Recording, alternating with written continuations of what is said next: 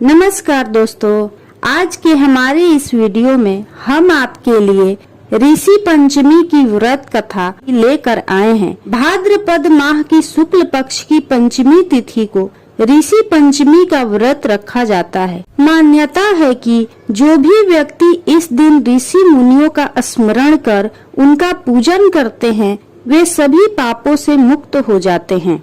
ऋषि पंचमी के दिन सप्त ऋषियों का पूजन किया जाता है।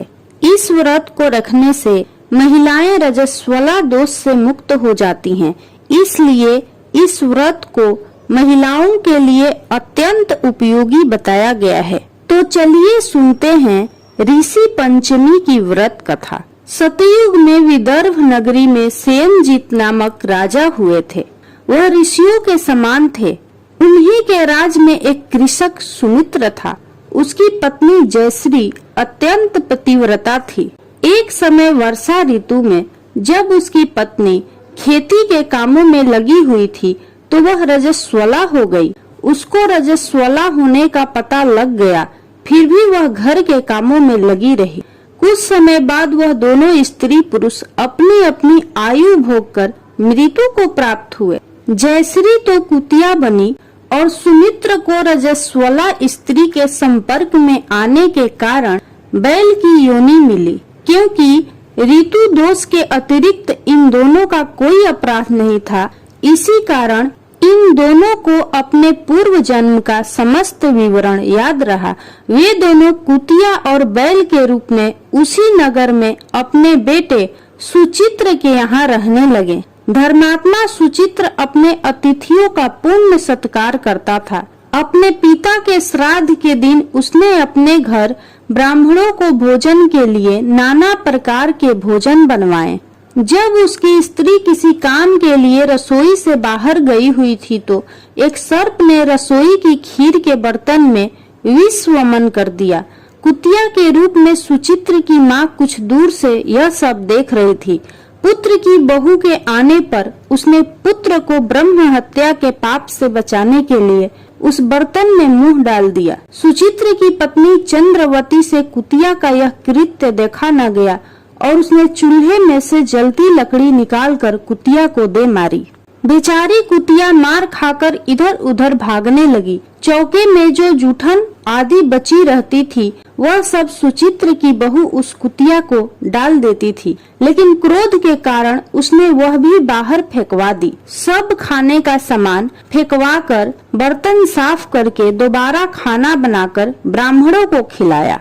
रात्रि के समय भूख से व्याकुल होकर वह कुतिया बैल के रूप में रह रहे अपने पूर्व पति के पास आकर बोली, हे स्वामी, आज तो मैं भूख से मरी जा रही हूँ।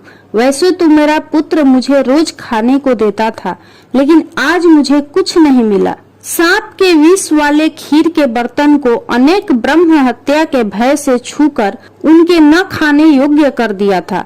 इसी कारण उसकी बहू ने मुझे मारा और खाने को कुछ भी नहीं दिया। तब वह बैल बोला, हे भद्रे, तेरे पापों के कारण तो मैं भी इस योनि में आ पड़ा हूँ और आज बोझा ढोते ढोते मेरी कमर टूट गई है।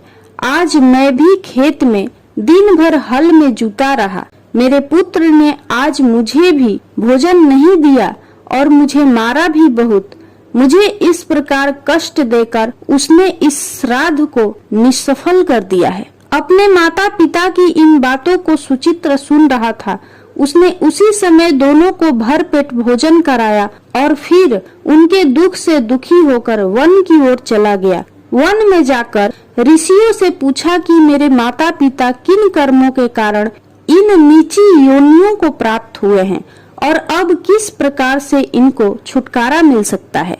तब सर्वोत्तमा ऋषि बोले, तुम इनकी मुक्ति के लिए पत्नी सहित ऋषि पंचमी का व्रत धारण करो तथा उसका फल अपने माता पिता को दो।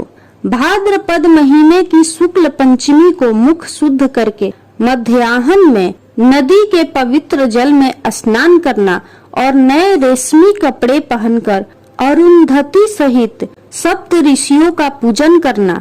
इतना सुनकर सुचित्र अपने घर लौट आया और अपनी पत्नी सहित विधि विधान से पूजन व्रत किया। उसके पुण्य से माता पिता दोनों पशु योनियों से छूट गए।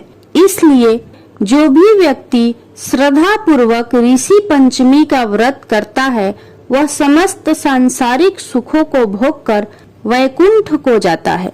इस प्रकार ऋषि पंचमी की व्रत कथा पूरी हुई। यदि आपको यह कथा अच्छी लगी हो तो कमेंट बॉक्स में सप्त ऋषियों की जय जरूर लिखें।